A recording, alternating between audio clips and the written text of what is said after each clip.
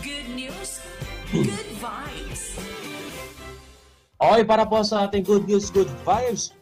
Lightmates, binigyang pagkilala po ang Light TV dahil sa patuloy na paghahatid ng mga mabubuting balita at mensahe mula sa Panginoon, mapatelebisyon man o sa radyo. Alamin ang report ni Hans, alamin ang kwento sa report ni Christopher Tirambulo.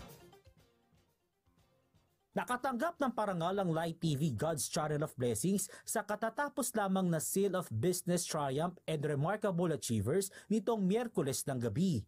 Ayon kay Niro De Leon Marcelo, Awards Committee Chairman, binigyan nila ng pagkilala ang mga kumpanya at organisasyon na tumutulong sa mga kapuspalad. Awarded media natin ay talagang may mga programang makabuluhan, may matututunan. Yan po kailangan natin ngayon, yung mga information, entertainment, na talagang legit, totoo, talagang walang mga halong fake news. Aminado ang komite na nahirapan din sila sa pagpili ng mga mananalo. 1 year preparation after the award-giving body. Simula January pa lang,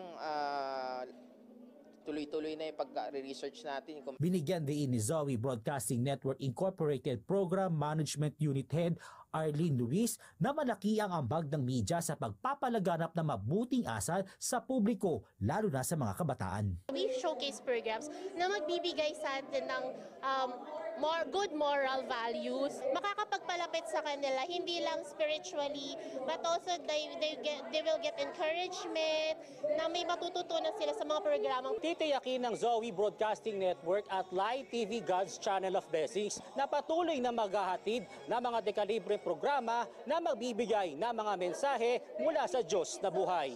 Christopher Tirambulo, Newslight.